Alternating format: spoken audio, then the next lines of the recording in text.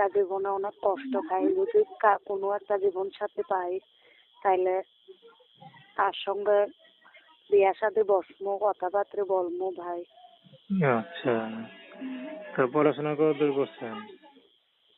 পড়াশোনা তো করতে পারি নাই ভাই।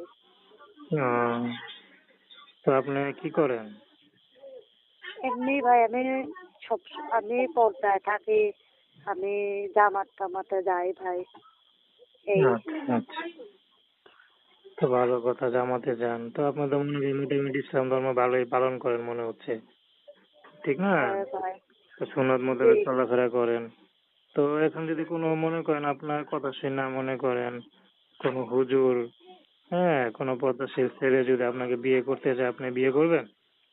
হ্যাঁ অবশ্যই করবো ভাই, আমি তো অনেক কষ্টে আছি ভাই, যদি এই কষ্টের মাঝে কেউ দাঁড়ায় বিয়া শাদী করে